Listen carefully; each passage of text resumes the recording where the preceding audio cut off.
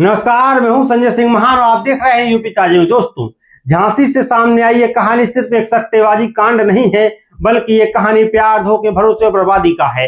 एक होमगार्ड की पढ़ी लिखी बेटी जिसका सपना था पुलिस अफसर बनना, आज करोड़ों के आईपीएल सट्टेबाजी केस में जेल पहुंच गई है और उसकी मां ने ऐसे ऐसे खुलासे किए हैं जिन्होंने पूरे मामले को नया मोड़ दे दिया है। क्या सच में एक सिपाही ने नाबालिग छात्रा को प्रेम जाल में फंसाया? क्या शादीशुदा होने की बात छुपाकर लड़की का इस्तेमाल किया गया? और आखिर करोड़ों की ज्वेलरी और कैश फ्लैट तक कैसे पहुंचा? आइए इस खबर को विस्तार समझते हैं। झांसी के छनियापुरा इलाके में रहने वाली यशस्वी द्विवेदी अपने माता पिता की इकलौती बेटी है। पिता देवेंद्र द्विवेदी होमगार्ड है और मां सुमन द्विवेदी ने मीडिया के सामने बेहद भावुक होकर कई गंभीर आरोप लगाए हैं। मां के अनुसार करीब 9 साल पहले उसके पति की तैनाती मिनरवा चौकी में थी। उसी चौकी में सिपाही रजत कुमार सिंह भी तैनात था। रजत अक्सर गश्त के दौरान उनके घर आने लगा, कभी पानी पीने के बहाने तो कभी किसी और काम से।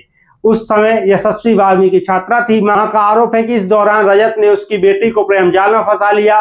परिवार को जब दोनों के रिश्ते की जानकारी मिली तो उन्होंने बेटी को समझाने की कोशिश की, लेकिन तब बहुत देर हो चुकी थी। मां के मुताबिक परिवार ने बेटी की शादी तय की, लेकिन यशस्वी ने रिश्ता तोड़ दिया।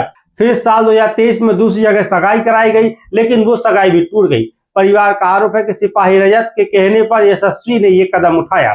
इसके बाद यशस्वी घर छोड़कर रजत के साथ रहने लगी, लेकिन कहानी में सबसे बड़ा ट्विस्ट तब आया जब परिवार को पता चला कि रजत पहले से शादीशुदा है और उसके 2 बच्चे हैं।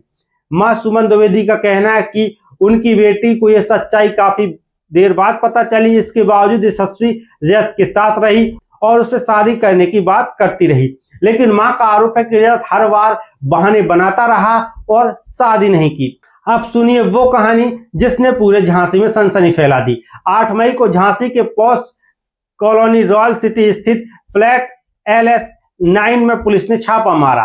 पुलिस के मुताबिक यहां आईपीएल मैचों की ऑनलाइन सट्टेबाजी कराई जा रही थी। छापेमारी के दौरान पुलिस ने यशस्वी द्विवेदी और निशा खान को गिरफ्तार किया। फ्लैट में भारी मात्रा में कैश, सोना, चांदी, मोबाइल और लैपटॉप बरामद किए गए। पुलिस के अनुसार करीब 1 करोड़ 46 लाख रुपए का सोना, 11 लाख की चांदी और करीब 19 लाख रुपए कैश और कई इलेक्ट्रॉनिक डिवाइस बरामद किए गए। एसएसपी के मुताबिक इस पूरे नेटवर्क में सिपाही रजत कुमार सिंह समेत कई लोग के नाम सामने आए। पुलिस का दावा है कि आरोपी ऑनलाइन आईपीएल सट्टे का बड़ा नेटवर्क चला रहे थे, लेकिन अब मां ने सबसे बड़ा सवाल उठाया। मां का कहना है कि छापेमारी से ठीक पहले रजत फ्लैट में मौजूद था, तो आखिर वह भागा क्यों? अगर वो उनकी बेटी से प्यार करता था तो उसे छोड़कर फरार क्यों हुआ?